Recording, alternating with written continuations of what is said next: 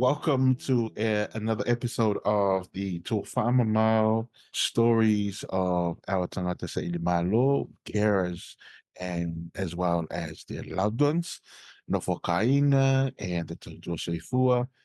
Wherever you're receiving this from, hope you are well. Hope you are surrounded by people with love or love in general.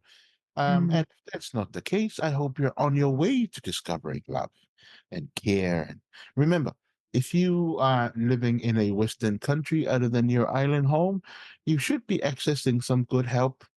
I can understand if you're viewing this from the islands because we do have shorter resources. But if you are tuning in from Aotearoa, Australia, or any of these Western countries, I hope the services there are accessible to you, or that you are someone who, if things don't happen your way, you go and find out and push the right button. So this morning, I had the pleasure of speaking with a young lady that looks like Pocahontas, and to allow her the opportunity to talk about herself, Madame, please tell us who you are.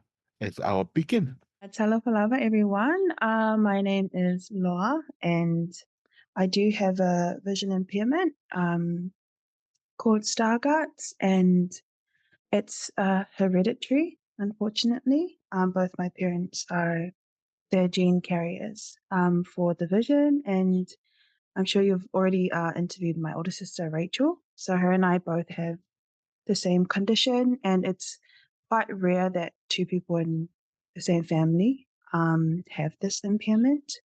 And none of my brothers are affected. So yeah, there's a sight impairment on both sides of the family. So unfortunately, we got we were unlucky in that space. Um, I work full time, 40 hours a week, and I'm also the chairperson of Tōfā Mamao Collectives in Wellington. Um, and I was also the person that started the project when I was working at Wakatautua 2.5 years ago. Um, and now we're looking to rebuild it again in the Wellington region. And I was really fortunate that I could bring my sister on because she's very not connected to the Pacific community at all. And bringing her to Tōwha Mamao was a difficult job to do because she was very hesitant. She really didn't want to be part of it. Um, but yeah, I just said to her, like, please do it for me because I'm not able to like give all of my time to it as much as I really want to. Um, yeah, so having her be part of Tōwha Mamao is it's been really good. So yeah, that's pretty much all about me. Hello. Thank you very much. Lord, can I just ask, just for those of our communities, wherever they're watching in from, are Oh you yeah. able to a little bit about your ethnic background, whether you were from Russia, China, or I'm from South Korea now.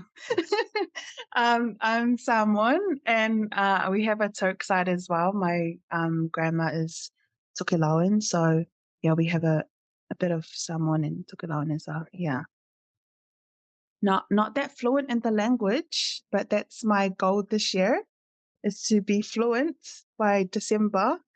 Um, yeah, because I think that's one of the things that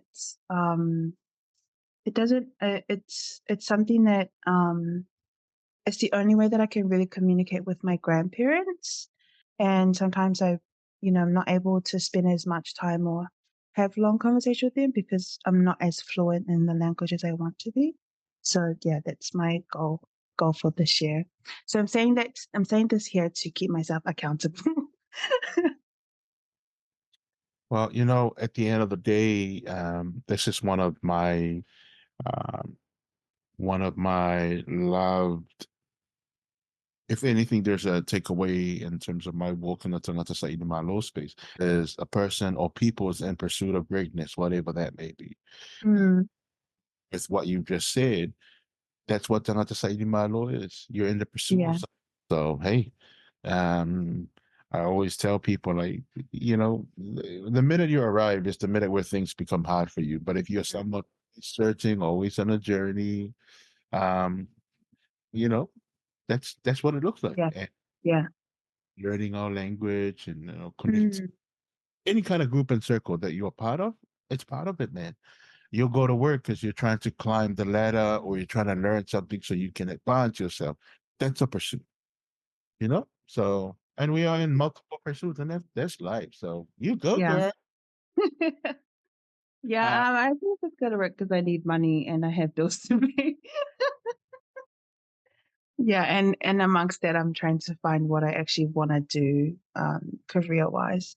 Because even I'm turning 28 soon, and I still don't know like what I'm really passionate about. Yeah, so that's like a really hard thing to do, especially when you're not in as much different spaces as you know as I want to be. So yeah, there's a lot of things I'm not really sure what I want to do career wise.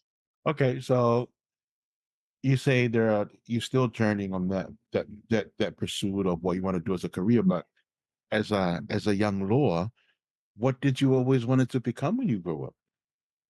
I actually really wanted to become a hairdresser. I wanted to be a hairdresser, but when I was in high school, I was told that I can't, because of my vision, I'm not able to work with chemicals because it's not good for my eyes.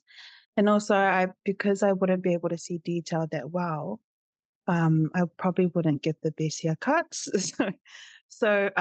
Yeah, becoming a hairdresser wasn't, in the books for me. And then when I was in high school, I really wanted to work with young people, or like do like kind of support worker kind of job. So then that's why I ended up studying social work, and social work ended up being bigger than I thought it actually was. Um, yeah, there was a lot of legislation kind of things about it that I had no idea for. I thought it was just helping people in many ways, but when I started studying, I was like, oh, this is more than what I thought it would be. Yeah, so it was hairdressing and then social work, and then yeah, now I still don't even know what I want to do in that space. Yeah. Well, you would have come up with some funky new hairstyle. I'll tell you that. Um, artistic expressions of Law. Hey, maybe that's something you can put down as potential future. Yeah, What? literally. Let me tell you this. Have you heard of the flat top? Yeah, well, that's a kind of top you've never seen before. Works by law. All right. So let's just agree, Law, that this Yeah, is what we're headed to. Part of your search is being comfort that you are yeah, gonna create colors. yeah, yeah. Hey, Perfect. if not, why not, right? I, Exactly. I mean, look, as you can see, I have nothing to hairdress with my Right, nose, right. so I'm not one of your clients. I've got more hair on my beard than I do my hair, so maybe I Yeah, could be. hey, there's wigs now. There's wigs these days. Um, so after all of that, like for you, when did the journey begin? When did you find out that you are someone with vision impaired, and what age, and how did you discover that? I mean, what led up to the moment where people like, Funny story was that I was in intermediate. I think I was about like 10 years old, or not, I think maybe eight or nine. Um, and I was sitting in class, and I remember my teacher saying like, "Can you read what's on the board?" And I was like, I actually can't see that. And she was like, "Why don't you come up to the board and like read what's on it?" So I went up, read it, and then it was from there that they told my parents that maybe she should go get her vision checked. And so then I went and got my vision checked, and I was diagnosed at I was 10 years old with Stargardt's. But they gave me these glasses, and I was like, I keep telling them, my teacher, my parents, that like I can see the same thing with and without it, so it wasn't helping at all. But for years, I was wearing these glasses, and they weren't even helping me. And I was like, I just want to throw these in the rubbish. So I ended up like not using them, and then my dad ended up using them as reading glasses. Um, and then yeah, it was from there where like I think I started to Um, I actually didn't accept my vision until maybe my last year of high school. Um, because I think I was still trying to figure out what what it was, and also I have parents who don't know what it is. And even though my sister and I grew up together, we didn't really grow up together. Like she was always at camps, she was always with friends, she was never around. So yeah, I think it was only like in my senior year of high school when I actually was like, damn, okay, I actually can't see. I can't see it as well as I want to. And I also realized like friendships wasn't really something that happened in high school for me as well. Like I had like a good bunch of friends, but um, I had a really close friend who uh, kind of found out about my vision during a class together. And it was from there that she was like, "Oh, you're blind," and I was like, not really. I just can't see that well. I need support." Um, yeah, and then yeah, we weren't that great of a friends then. I was like, "Okay, never mind." So I always just became like a wanderer in high school. I hung out with my cousins because we were the only islanders in a Balangi school. Um, and yeah, I think there were a lot of things that I did when I was younger when it came to my vision that I'm thinking now, like, oh, why did I do that? But I feel like I didn't really grow up in a space where, a lot of people were educated around disability or understood it. There wasn't really someone who I felt that I could look up to, who could support me, who I could confide in about all these things. And so I think a lot of times I didn't really get to experience those things until like, yeah, at the end of high school when I was like, okay, this is what's going on and this is what I can and can't do. And that's when I found out about hairdressing, and that's when we looked at different options for a career path. So yeah, coming into the career world was really scary. So I was like, I don't know what to do anymore. I don't know what I really want. And then it's like coming out of that kind of safe space because, I'm finally comfortable in my high school life at the end of it. And then it's like, okay, shifting into university now and like wanting to do work wise. So yeah, that's where it kind of um, ended up. And that's how I ended up in Wellington. Ended up moving to Wellington after high school and living with my sister. And that's when her and I actually got to know each other and got to hang out more and yeah, got to talk about our vision and talk about the struggles and um yeah, started to understand like there are opportunities that we can do and there are opportunities that we can't do because there are like barriers and limitations in place for that. So yeah, we're always having to navigate life so differently. And there always has, for me, there always has to be plan A, B, C, D.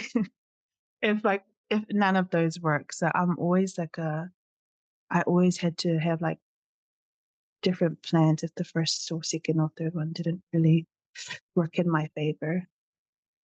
But yeah, that was the discovery of my vision. Even until this day, like our family, because Rachel and I, we have the same condition, but it's at very different levels and we get treated very differently, even in our family. Um, like, because Rachel's vision is lower than mine, so they treat her like she has a disability. Whereas me, it's like, oh, you can see, you're fine. You can still do all the chores. You can still do this and that. And my dad every year is always like, oh, do you want to drive? Do you want to learn how to drive? Can you see this enough to drive? And I'm like, no, if you want people to die, yeah, we can definitely try this out. But yeah, my dad's always asking me if I want to drive or if I ever want to sit my license, even though he understands, he knows. that I can't see that well. So yeah. God bless his heart. You can't blame a father for trying. But Yeah.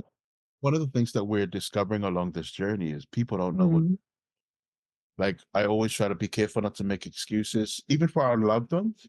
Yeah. Um, what we're discovering in this journey is that um, the majority of the disability is mostly perpetuated by the people that love us the most, because Yeah. it's from a place of love. Like, oh, I don't want my baby to get hurt. I want her to, uh, Yeah. her to have a really good life, but Mm.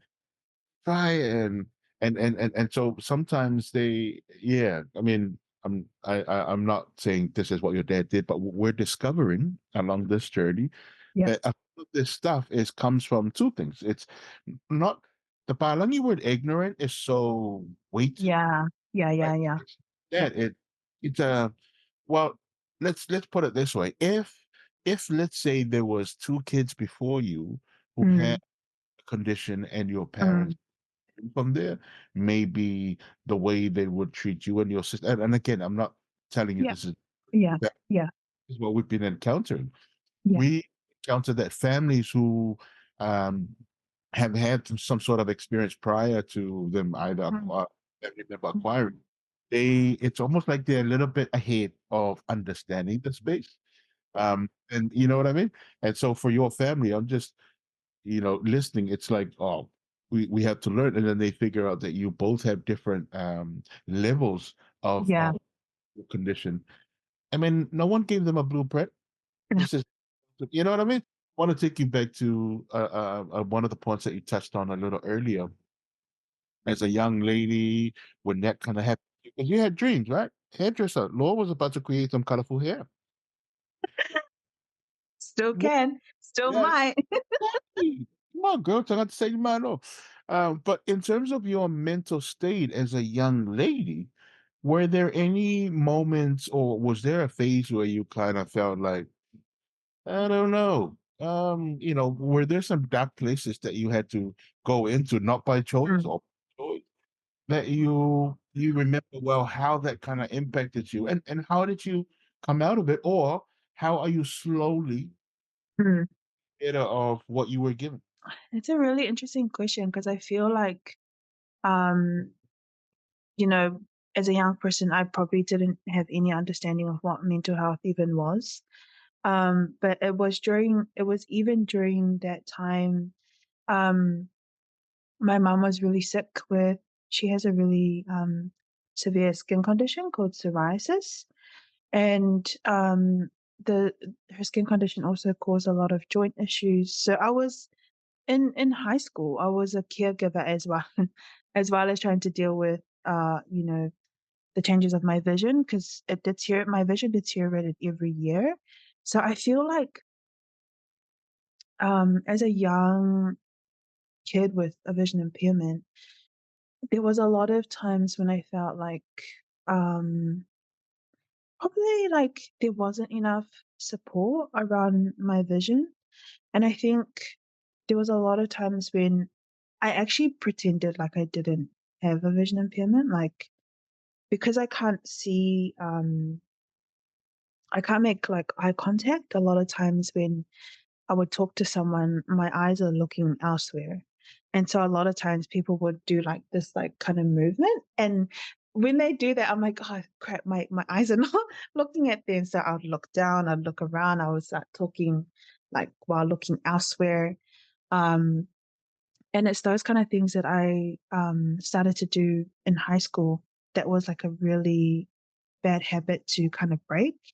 But I think it was during like in my senior year, that's when I actually started to actually accept like, okay, I need to start explaining to people that I actually can't see that well, that I need to um start surrounding myself with people who don't care for it or don't mind it.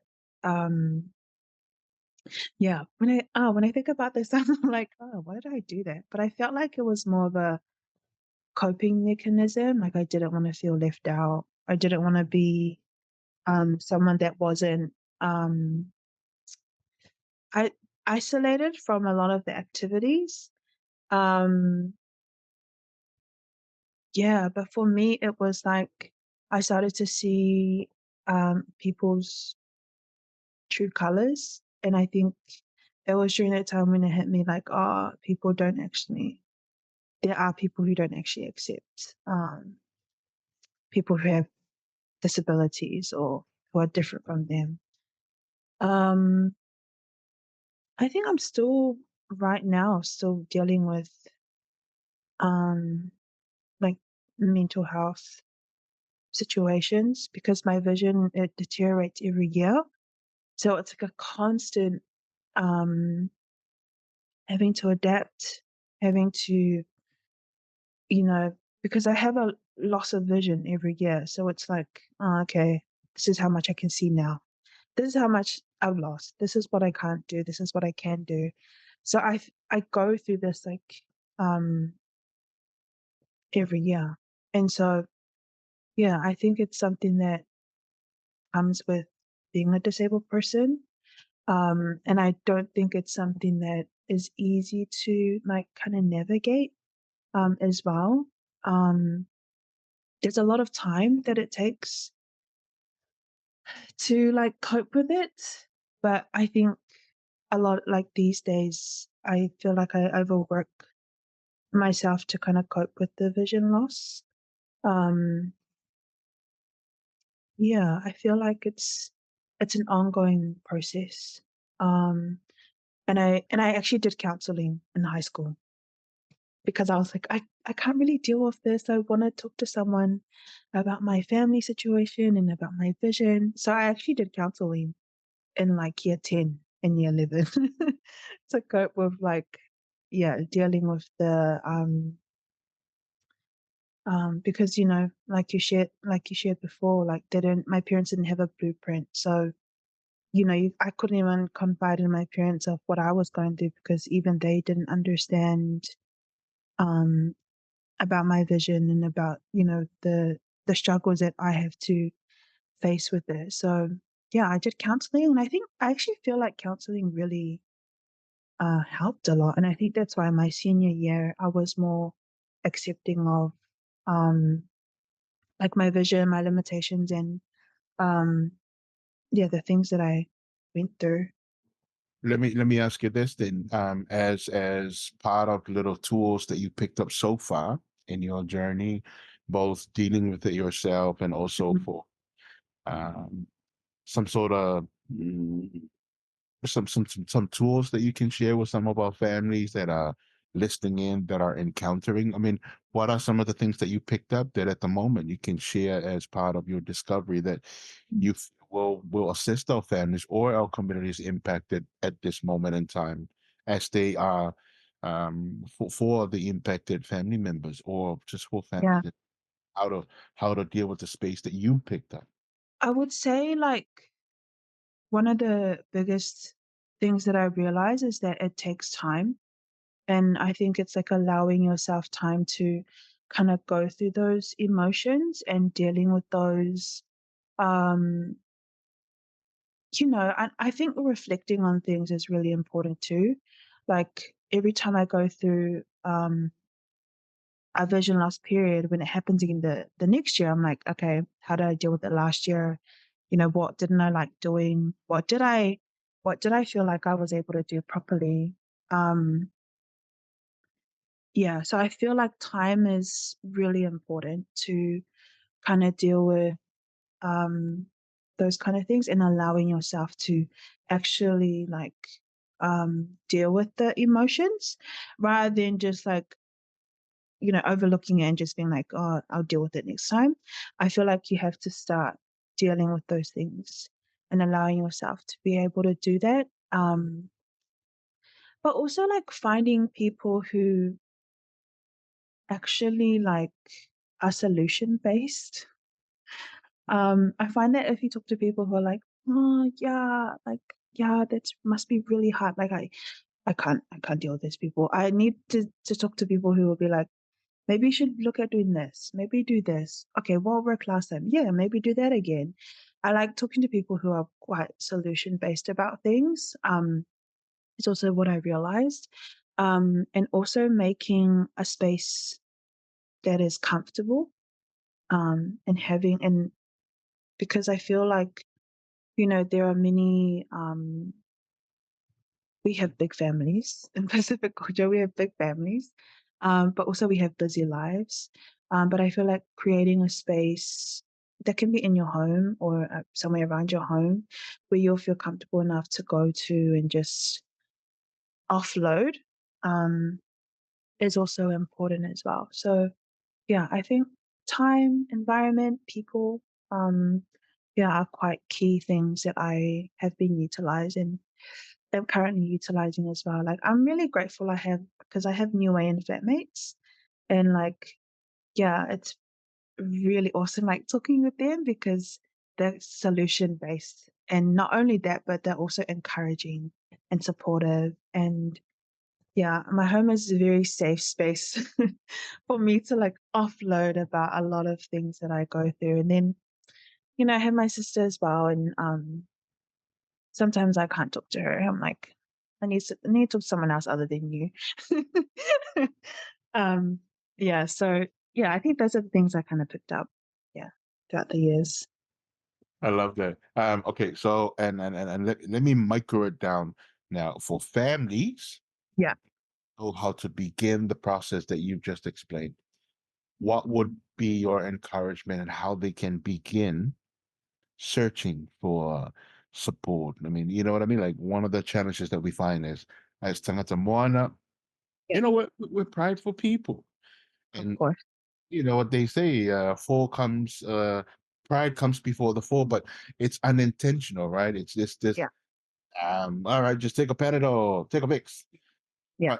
But what can you talk to about people to start the process of what you have just said?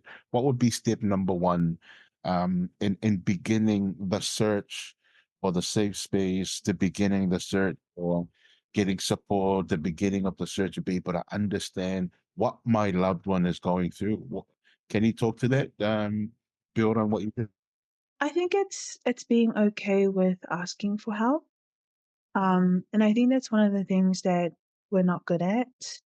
And we're very stubborn in that kind of like, it's seen as a weakness if you ask for help. But I think if you want to become someone that wants to understand your family member that's dealing with something, and you want to be able to support them, then you need to actually like, it's not about you. Essentially, it's not really about you. If you really want to seek support, it's understanding that it's okay that you do that. And I think sometimes there are people who experience where they have asked for help and the help hasn't been helpful. So, and if you continuously go through that, you kind of like end up not wanting to ask for help anymore. So I think there's two things in that. There's, asking for help, and if it doesn't work out the first time, the second time, the third time, eventually I feel like you will find someone, or you'll find a group of people that will actually support you. And when you find those people, or if you end up in those spaces, you'll actually be able to like grow. Like I feel like Tōfā Mamao um is such a great space for someone like um, my parents to be part of, my family to come and be part of, because it's not just me anymore that they're exposed to in terms of disability. There's a whole bunch of different people, and it's not only that, but the Pacific.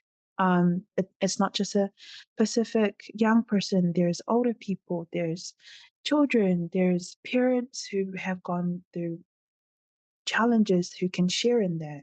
So I feel like um, asking for help is a good thing, and it's almost like changing your perspective about seeking support. Like it's not something that um, not seeing it as something that like if you do it, like you're seen as feeling weak or being weak, but it's looking at it in a way where you're going to be exposing yourself to other people who experience similar situations or similar challenges, and you can actually find support in that in many ways. Um, yeah, so when I think about Tōfā Mamao and I think about sharing it with my family, I'm like, yeah, this is like even the event we had last year. I was like, man, I'd love to bring like my parents and my siblings there and see all the successful young people, older people um, who are continuously pursuing success in many spaces. But it's like, we can actually do something, an event like this. Um, yeah, I think it's like eventually you will find a space or find people who will match your situation or even the energy that you have as well. What we what I love about your story is that you provide the key. You have to understand Mm, time. mm, Saying you got to mm, time, and you got mm, and the environment for listening and learning and oh my lord, that wrong to exist is yeah. probably the most powerful thing that you can Yeah. do. Also, listening to the person with a disability and actually understanding what they actually want and what they actually need rather than people assuming. Because that's the one thing. I cannot. I like, as I've had to deal with this so many times. I'm like, okay, please don't assume. Okay, ask me, ask the question, please. Yeah, so I feel like that's also something that our families can learn is like, understanding it from the actual person who's dealing with it. And if they need help, you know, they will ask for it. If they don't, then they won't either. So I think, yeah, it's a two-way thing, but I also feel like you're continuously like growing with your family as well. Like when there are things that they get used to because when they understand, then they're able to work together with you. So I feel like that's something that is really great about having really big family is like you're constantly growing together and understanding together. I mean, don't know about my family, but but yeah, constantly teaching them every single year. But yeah, it's a good thing. Like my mom will be like, I got this letter and she's showing it to me. I'm like, okay, lady, I can't see this letter. Please read it. She's like, oh yes, yeah, I'll read it for you. I'm like, yeah. So I feel like it's a constant growth in families as well. A lot of our young people finding themselves in this space. Yeah. For you, once upon a time, you were, I mean, you still are a young person, but at Mm. the age of your youth, in your, was it, they called it pre-20s, right? Which it is filled with dreams, rations, and then they get encountered by, oh my lord, now I can't do this. I think when you are born with it and at an early age, Mm. acceptance become early because you just didn't know Yeah. any. But Yeah. for those who later on kind of discover it, like where the condition lay dormant until a certain time of the age, Yeah. um, and you talk to in terms of that, hey, the world don't stop. It's now 2024, not like it was in 1924. What can you speak to in terms of as an encouragement to what you've discovered today? Because your journey is still ongoing, but Yeah. we've already discussed about the families, but for the person that's impacted, young person Mm. trying to question whether do I have any function? Can I help my family? Can I still dream to be a haircut? I mean, a hairdresser. What can you talk to that in terms of persistence and dreams and that Gosh. be adaptable?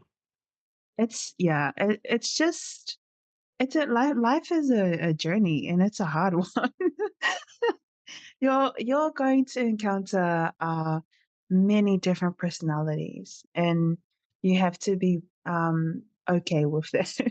It's gonna be hard, but you're gonna be I feel like you have to become someone that really knows yourself, like really well, to the point where when you encounter difficult situations, it's easy for you to understand how to navigate it. And that's harder to say than it is to actually do.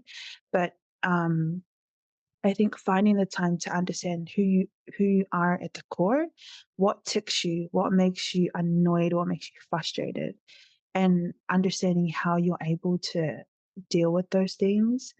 Um, I think that's the most important thing that I wish I had like as a young person. I wish that I was able to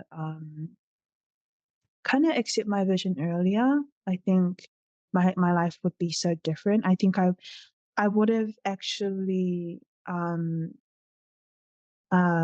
for a lot of different opportunities that was handed to me as a young person. But I feel that because I was so in my head about my vision and what I couldn't do, I was always focused on what I couldn't do. And I think because of that, I actually did self sabotage. Yeah, because I could have pursued sports if I wanted to, but because I was like, oh, I can't see the ball, not going to do that. So I feel like, yeah, you can't be, you really can't be the person that limits yourself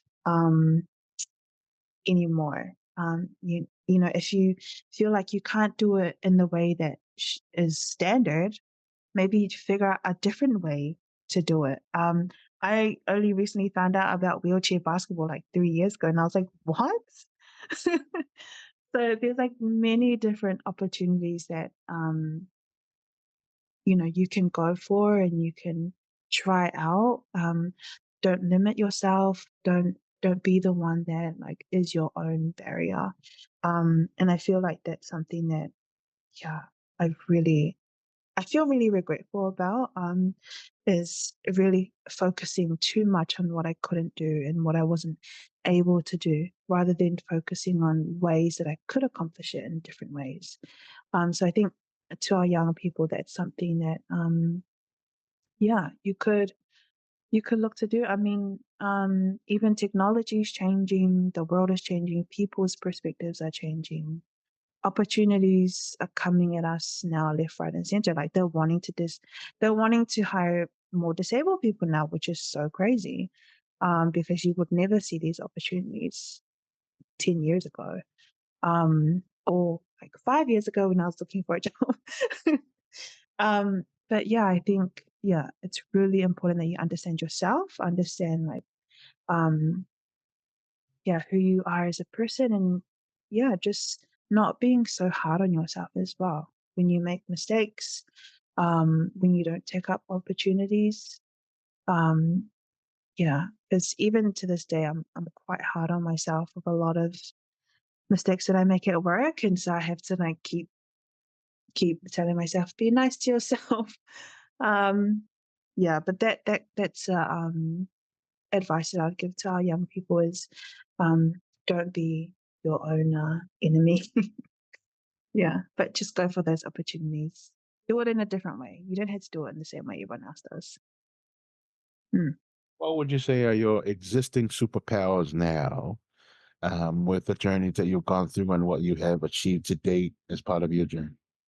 I think the one thing I really value a lot these days is my friendships and my relationships with my family members. Just hearing your story, how it is that you have been able to adapt and move, it's not Mm. easy. Like you just said it, right? That Yeah, the discovery of everything, it takes time. And so you yeah, have, like, what were some of the traits that I applied to these various changes that I encountered? You go to work, you work 40 days a week, and even with your vision deteriorating every year, and okay, the mental challenge that comes with it, because um with the environment that you're going through, what you're encountering, you still are doing life. When you look at it that way, that's what true. have been some of the things that you've developed and become your go-to solutions for yourself when you're in these various situations. Those are skills. Yeah. Those are superpowers. So that's why I was interested, Yeah. because what you're saying so far and what you're doing, Mm. Mm. a lot of community on, a little bit of vision blurred, that, oh yeah, okay, please wash my feet, wash my head, you know?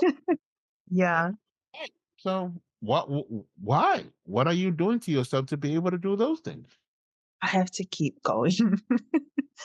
It's like the motivation I always have is like I have to keep going. And I think the one thing that I think about the most is if I don't do it, there's no one else who will do it. Um, and I always say that I'm the eyes for both me and my sister, and it really is the blind leading the blind. But I'm always like, I have to keep going. I have to keep going. Okay. Even if we both can't see, let's keep going together.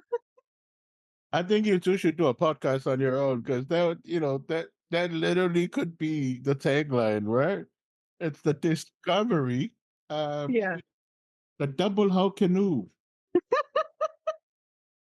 Yeah. No, it really is like every time, like it is really the blind leading the blind. I mean, at least like, she's like really smart. Yeah, so I feel like that's my motivation is like no one else gonna do it for me, so I have to keep going. Like, I found out in last year on the 1st of November that I had an even bigger loss in my vision. And even to this day, like I still haven't had time to kind of like process that information. So I'm trying to keep myself busy with work so that I avoid that. Even though I just said like, have to deal with those things. I think for me it's like it's an even bigger loss that I'm used to. Um and it's mainly been my night vision. And I'm like I and there's like more blind spots, there's more things, and all I'm thinking about is like, damn, if my vision gets worse, right? Like my sister Rachel, if it gets worse, like how am I supposed to like support us, guide us? So I think that's why I'm always like um on the go, keep going, keep going, keep going. Because if my vision gets worse, then I have to figure things out quickly. It's kind of like my train of thought a lot of the times. Um, yeah. Yep, that's my motivation. No one's gonna do it for me. I have to do it for myself. Keep going. Motivation checks. Let's talk about aspirations. Uh, um, I would like someone to build something where money's for free, where money can be for free, please, so I can live without having to work. That's an aspiration. Maybe I should be the one that builds that. But I don't really know. I think I really want to get into a different kind of space for career. Like currently I'm in the health and disability sector as an advisor. Um, and I think one of the things I want to do is figure out like other other like things that I want to try out. I want to try something new. Probably not in the health and disability space, but yeah, I think this year I really want to try new things and take up new opportunities as well. And also, I want to spend more time with my family this year. I do prioritize my work life more, so I don't really see them as much as I should. So yeah, that was really clear for me during Christmas time. So yeah, this year I really want to spend more time with them and with my parents and my siblings and my grandparents as well. Realizing that they're getting older, I'm like, damn, okay, I should probably prioritize family this year. um, yeah, I have many things I want to do this year. I want to travel a lot this year as well. Um, and yeah, get into different kind of career space. That's some good goals, you know. Yeah. Uh, to the goals that currently power your aspirations and what you want to do. And I hope you achieve as much as possible what it is that you're looking up to. Thank you. It's one of the, I'll share this with you. You know, Mm, son is my only son, right? I got two daughters, and that male aspiration yeah. that I only got one boy. Yeah. I gotta keep the family name alive. Yeah. Any kids, Yeah. and he discovered, you know, he has a condition where he's slowly losing the strength of his hands and his feet. And so Mm, I would just sometimes sit down and go, man, if this kid, if let's say that someone that loves him would want to, start a family with him, mm, be, she better be Marvel or She Woman because first of all, can't hold a baby, can't help change anything, right? And so it slowly, I had to slowly change my mm. expectation of because like every father, like, that's my only son. He's gonna give me the Yeah. world. Now, where our current aspirations for him, Yeah. it's just that he has a good life, whatever that looks like. Yeah. And then, and I have to be honest, that has been one of my struggles because I still Mm, look at him and go, mm. all right, Dad, just give me five boys. Uh, Now I do it quietly because, like, not that I'm discarding my son will ever have the ability to do so, but Yeah. I just Yeah. want him a good life, whatever that looks like. We always have a laugh, like, man, he, there better be a she woman out there that's gonna be okay. you know. Um, this guy, and the only power he has is his mouth. Talks a lot, just tells jokes. I'm like, what? So that's part of where we are at, and just sharing with you. Mm, Not really bite the beer, because the reality is whatever you make of it, really, mm. with it and what you Yeah. have. And Yeah. so, yeah, that's why for me, aspiration is such a big thing because it's different for everyone. Yeah. Mm, Finding out recently that my son has a condition that he has. It's called Chaco yeah. Marie. It's very Right. rare to be gotten in Maoris. I had to Mm, learn, say, three scientists' name put together. And then I find out later that his unique strand of this mm, condition mm. does not exist in the whole world. So the man is literally one What? in 8 billion. That is crazy. And the crazier part of it, because it's a condition they cannot treat, all right? Right. So it can only be managed. And Mm, what what we're discovering is the medical field cannot really advise us on how to manage because there's no other people with the strand where they would have drawn control. right. Right. Yeah. So and we're learning. Well, so first of all, we Damn. look at the positive side. It's only one in a million. But then the second thing is we have to realize, well, we're just gonna have to keep doing what we're doing Yeah. until another case pops up in Russia or pops up in Norway where they say, oh, Wow. this it with that person that allowed us to do this and this. And so when you talked about technology, it is something that we follow Yeah. through Damn. the I mean, neurological. yeah, if you have the unique strand, of course you would be. That is crazy. Oh, it's you have to look at the funny side of it because Yeah. you focus on the perceived loss, you Mm. lose your marbles because Mm-hmm. otherwise I look at my son every day and just lament what he does not have. Mm. So we're always looking at technologies because he wants to be independent, right? So we're like looking at driving cars. I'm like, okay, Yeah. use hands, can't use feet, can make head. What car exists currently? And he wants to drive. So I'm like, okay. So thank you for coming up with aspirations that currently don't exist. But what we're discovering with the neurological space is Yeah. thing, right? Uh, Mm.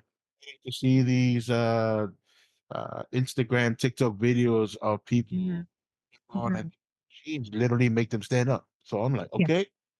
I'm just saying okay because when you look at the cost of the machines, it's like the whole GDP Samoa. Okay, thank you for the machine. Nice to look at, but what so That and I'm should be an inspiration is to build your own.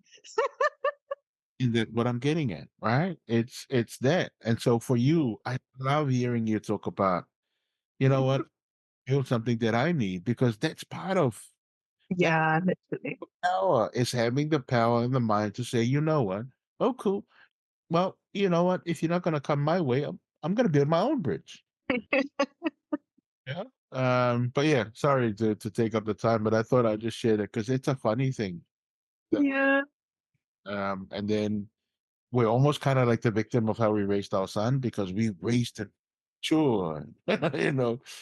At 10 years old, the man wants his own room, and I'm like, you can't even put on your pants.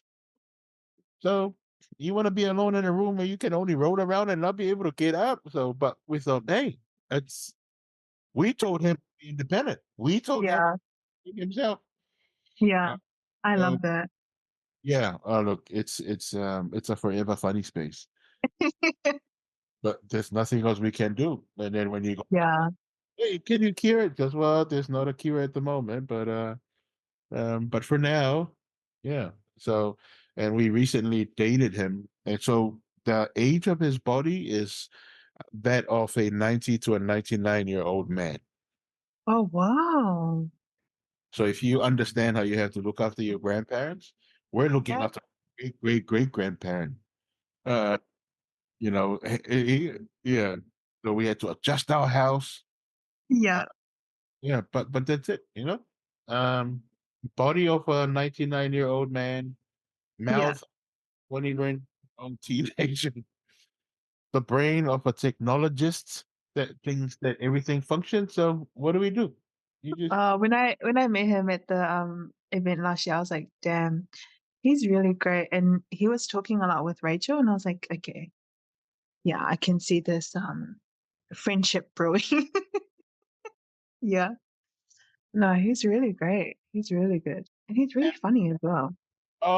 like that's what I'm telling you that you met him. He's actually quite humorous, and I know it's that he ended up being funnier and smarter than me. Yeah. Uh, I have to remind myself that my son has Chuckle Marie tooth because he used when he talks too much. I'm like, hey, can you pass me the? Oh, I can't. I'm like, why are you talking like you can do everything? But yeah, it's a beautiful journey, and that's why I Yeah. love the story and your sister as well as everyone else that we talked to. And it looks different, but that's Mm. the fact that you gotta keep going. Mm, mm. Thank you so much for making time for me this morning.